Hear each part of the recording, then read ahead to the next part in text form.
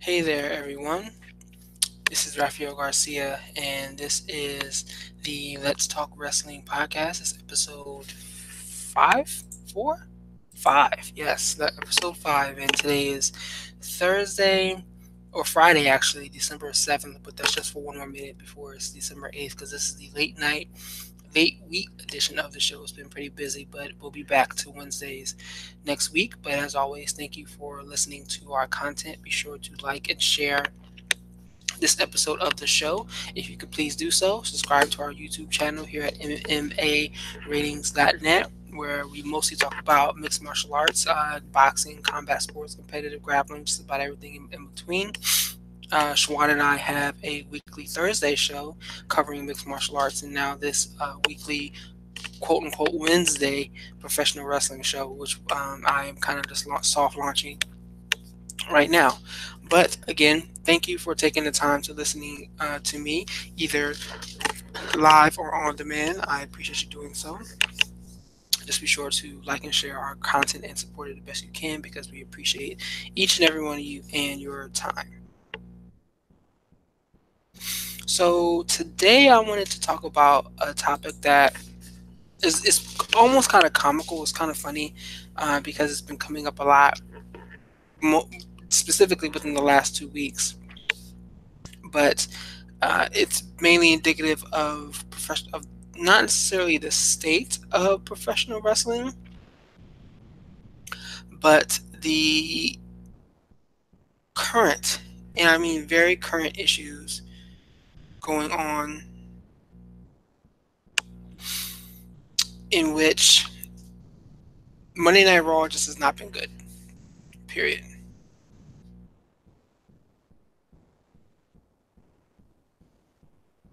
And what I mean by that is that the show has been, and it seems like it's just Monday Night Raw specifically, because SmackDown and NXT are at a different level when you look at what those shows produce week in and week out. But Monday Night Raw just has not been there, and it's not been good. And the responses to the lack of creativity and lack of excellence, for lack of a better term, it's been interesting, because in the past you would see people complain. You would see people take the Twitter, take the social media now that it's around, and talk negatively about the show.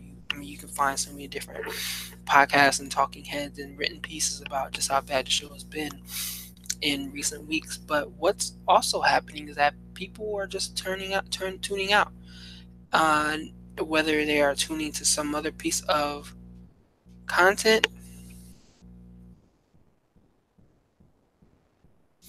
or they are looking for other avenues of professional wrestling, turning to different promotions. I mean, there's probably some possibility of all those things happening, but the fact remains that if you look at Monday Night Raw's ratings, they're continuously going down, and we're going to talk about that for a second, which is especially important during this time of year where Monday Night Football is live and well. We're at the end of the season, and games are picking up. So it's a topic that I wanted to cover this week, just because we've seen two very interesting Monday Night Raws back to back, but they're not interesting for a good reason. They're interesting because they are basically rehashes of what we've seen in the past. And what's so telling about this time right now, that I don't know if we're going to be coming out of it anytime soon, is that think about the last time you missed a Monday Night Raw and felt like you were totally out of the loop. Think about the last time that you missed an episode of Monday Night Raw and you heard a recap, or you read about a recap, and you read something that made you want to stop and go back and watch that episode. For me personally, it's been a very long time. I tend to catch Monday night shows. Tuesdays are a little bit more difficult for me, but the Monday night shows I catch, and I can't remember the last episode that has had me fully engrossed. I mean, I remember the last one that had me glued to my TV actually is the men's gauntlet match from back in February of this year, where Seth Rollins tore it up for over an hour in the ring. Outside of that, I can't think of an episode this year that has really brought the wrestling fan out of me. And it's not to say that my love of wrestling isn't there, because it is. Because I consume a lot of content. Hell, I sit here and I write about the industry, and I'm doing a podcast about it right now too on my own time for free, basically. So to say that I am not a hardcore fan would be a misnomer. So I wonder what other fans are doing. I mean, I don't blame them for tuning out, because the show's content just has not been good. You can miss you can miss a Monday Night Raw and not miss much. So what I wanted to talk about today was, like, have you ever just been done with wrestling? And I know we're going to talk mostly about Monday Night Raw today, but just have you ever been done? There was a point in time where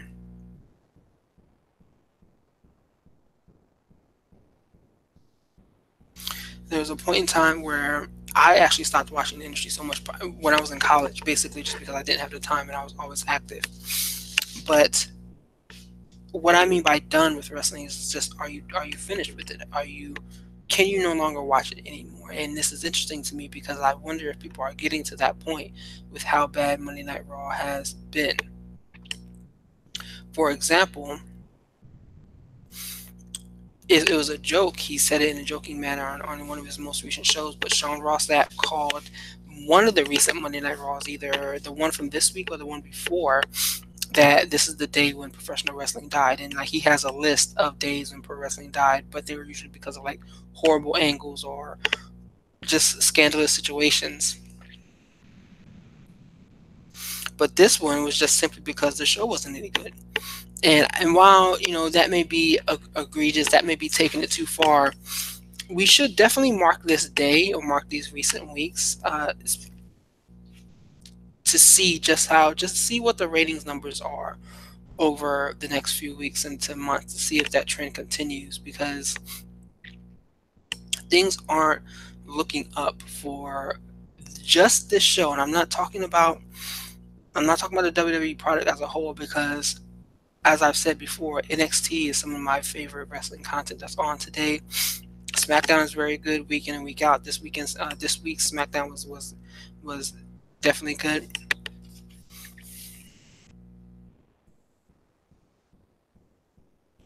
So you have to wonder if wrestling fans are ever going to enter a point where they are just done with the content and don't want to watch it anymore.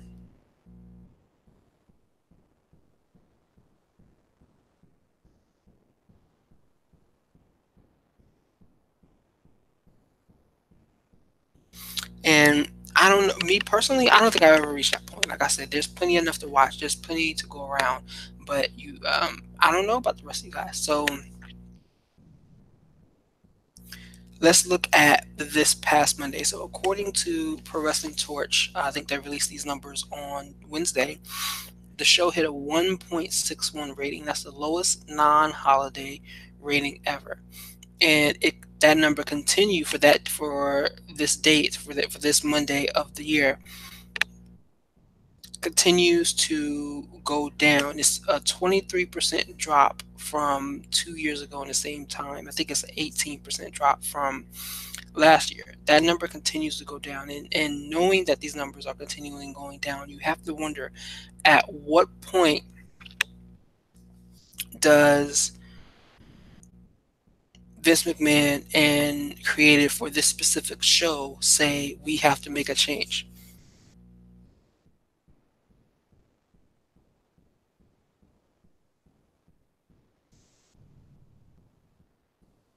Because at the end of the day, individuals that have the ability to make that change and to cause some type of positive impact within the WWE from a creative standpoint, they seem to be not invested in doing so.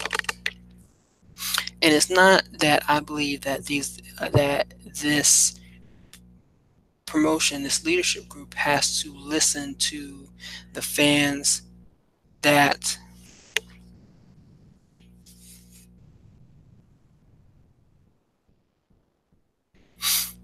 that it's not that they have to listen to the fans that watch their show week in and week out. I don't believe that that's the case, but it almost seems like they're not open to the feedback, like they're not open to what fans want to see, or what they hope to see. What's been interesting, so that's some other pieces of content I've been consuming as of late. I'm into video games, I'm into other types of podcasts, and what's been intriguing to me is that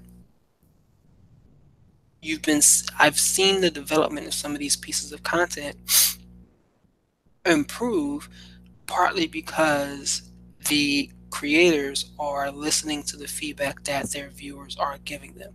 I'll give you an example. Yesterday was the Video Game Awards, which has been going on for some time now. I've been watching for probably about 5 years or so, maybe a little bit more. And each year, the creators of the show, they make changes, sometimes based on some of the feedback that they get from viewers. And while no one is expecting them to, again, make wholesale changes based on just the people that are watching, it's interesting and intriguing to watch that show get better every year, because they are listening to some of those pieces of content now, or excuse me, pieces of feedback. Now, I hope one big thing is that the show is shorter. This year was 3 years long.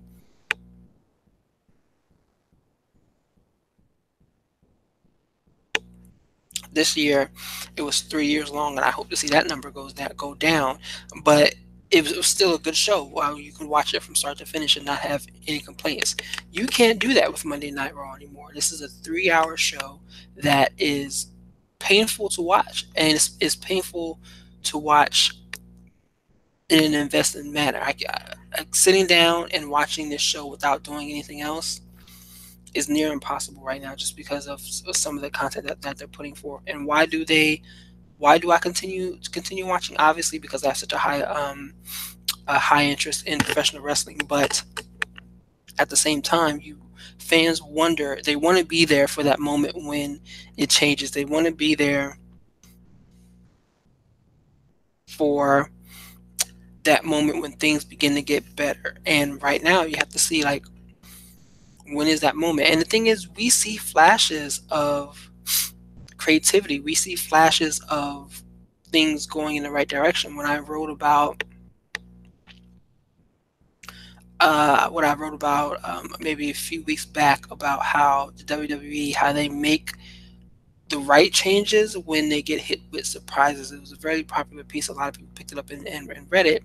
But the gist of it was, when WWE gets hit with surprise changes, like, for example, Roman Reigns and his battle with leukemia, or the situation with Enzo Amore, they tend to pull up their pants and have to make creative decisions that are different from what they originally had in mind. But more often than not, seem to be better than what the original plan could have been, what the original plan was. I mean, imagine if 205 Live, if Enzo never got fired, what that show would be like today. I no one, I probably wouldn't be as invested in it. I wasn't watching it as much as I am now, back when he was the champion. So imagine what that show could have been like. Imagine what the content now. Honestly, I do believe the content would be better if Roman Reigns was still around. But that's because one of the reasons is because WWE did not get creative with their response to that, and they put the title back on Brock Lesnar, and he hasn't been on television since. Look at Becky Lynch when she got knocked out of Survivor Series by Nia Jax's errant punch. They switched it up, put Charlotte in the position, but they didn't. They didn't give us what we thought we would see with Ronda getting the win. They gave us a good shift that not only positively benefit everyone involved, but it puts us in a situation where we may have a women's WrestleMania main event, because that's the hottest storyline that the promotion has. And those are just examples of how WWE steps their game up when they need to step their game up. And the question becomes, is why can't they do this week in and week out? Is it an inability to do so? Is it the people that are there? Is it that Vince is still usurping too much control? What exactly is it that is hindering this show from being as great as it really could be?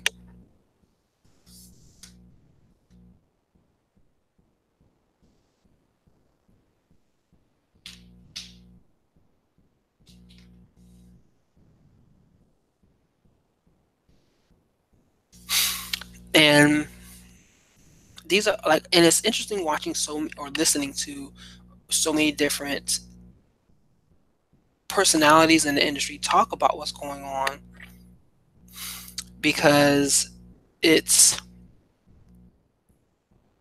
it's not just me. It's not just the quote unquote smarks or hardcores that sit around and write about wrestling, read about wrestling, that are concerned. I mean, if you listen to Taz's show on, I listen to it on Spotify, but whatever network you listen to it on, the last 3 weeks, 2 to 3 weeks, have been rants about how bad Raw is. And the thing is, if you listen to his content, he has great things to say about SmackDown, but he's usually burying Raw. And I hate to say it, it's not as if he's angry towards the content, but it's more like he's burying it because it's bad. Same thing with Sean Ross Sapp and his show. Same thing with Wrestling Inc. So many different situations where the show is just so bad that you almost can't put it over in any way, shape, or form.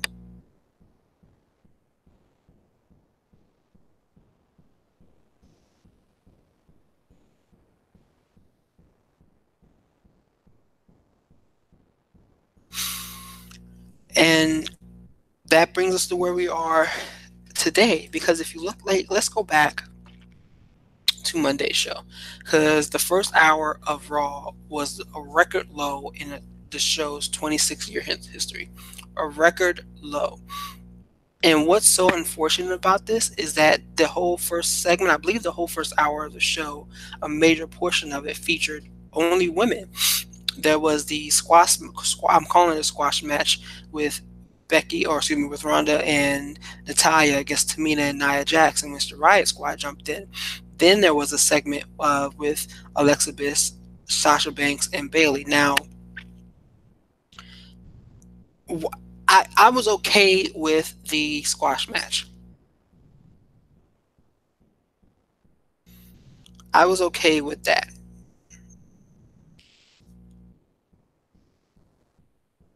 And I was okay with that because it moved along two storylines, because it kept one of the biggest things with the women is that they've continuously all been clumped together and pushed all into one storyline. This kind of it kept them grouped, but it kept them grouped in different storylines. You have Natalia and the Riot Squads, they're doing their thing, and you have Rousey dealing with Tamina and Nia leading into TLC in a couple of weeks. So it kept those narratives going, and it kept, like I said a couple of weeks ago, I'm interested in seeing where these storylines go. But that, what started off well, fell apart. And even though some people didn't like the way the segment flowed, I can get with that, but I was still pleased with seeing that segment being the first one and it advancing storylines. Then they did the situation with Bliss and Banks and Bayley with another one of these talking segments, and it's like, well, what is the point with that? Because the feedback from the first one was not good. Clearly, people in attendance didn't like it. Clearly, people watching at home didn't like it. To do it again, and the result being this huge drop off of viewership in that first hour, should tell them, maybe we shouldn't do this shit. Maybe we shouldn't do it this way. Maybe we should think about doing something different. But the fact of the matter is, would anybody be surprised if they came back Monday and gave us the same thing all over again?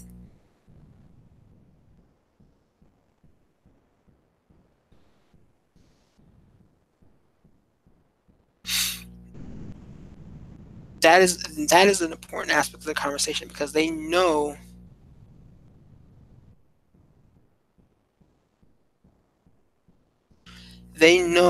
that that content wasn't good. They've seen the feedback, and they get that feedback through the ratings report. If that's the feedback, if I wonder if they value that metric, they have to, because their actions, their responses to the poor performances are to continue putting the same stuff out there, and that's just not the way to handle it, in my opinion. I just don't think that that's going to help the product in any way, shape, or form. So if you continue looking at how ratings have performed in recent weeks. 12 weeks in a row. We're enjoying, and I use enjoying in air quotes, 12 weeks in a row in which the rating has been below 1.8. And I was just listening to the, was something to wrestle with Bruce Pritchard and Conrad, and they are talking about WWE in Your House, the D-Generation X one from probably about 20 years ago. And they were talking about how that was a time when WWE started to see a turnaround. And even though they were still losing to WCW, they are talking about how that was a point in time where their ratings started getting above, getting into the 2.2s and the 2.3s. And I believe it was a 60% growth from the year before.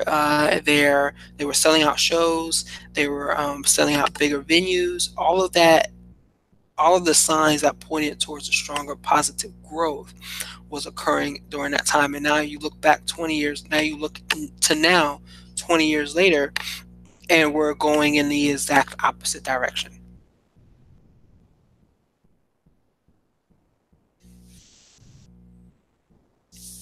And what that means is that something isn't right. What was working then either isn't working now, or it's not being applied now.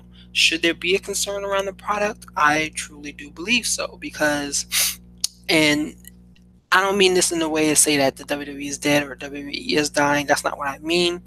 I just think that there should be a concern around the current product and the fact that they aren't making any changes.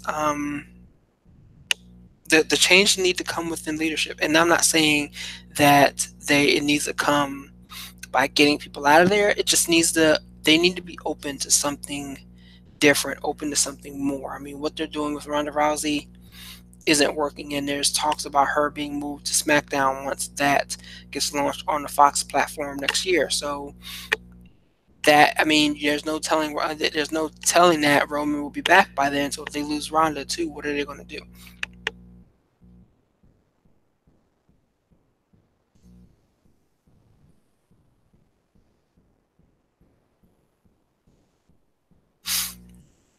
So that's where the concern really really comes into play, and that's kind of where, I get interested, because we are supposedly in, well, we're not really, I guess after TLC on the 16th, we'll be in WrestleMania season, which is when they're trying to gear up to their big point, their busy, quote unquote, busy time of the year, where they are putting forth their biggest talent, putting forth their biggest shows, their biggest weekly shows, to drive home the point of WrestleMania 2019. I'm going.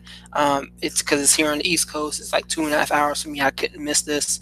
So, but I remember maybe 2 or 3 years ago, the year that Randy Orton won the Royal Rumble. Well, so I'm guessing that's 2 years ago, when I was totally prepared to go to WrestleMania. They were in Tampa, I feel like, or Orlando, one of the two. I had the tickets in my cart to purchase. I saw that Randy won the Rumble, and I canceled everything out. The reason being because this is more the same. We've been here before. I think at the time I was looking at some data, and I want to say like almost 7 of the last 10 Rumble winners were repeat winners. And it's like, this is an opportunity for something new to be bequeathed to the fans who watch, and they give us more of the same each time out. So it was a little disturbing. It was enough to make me not want to watch, or not want to invest as much as would have been needed to go to a WrestleMania. So, but now, I'm going to make the investment just because they're close. But at the same time, I still am concerned about what type of content will I see. And that, I mean, we can continue to talk about this, but the fact of the matter remains, WWE content is not at a high point right now.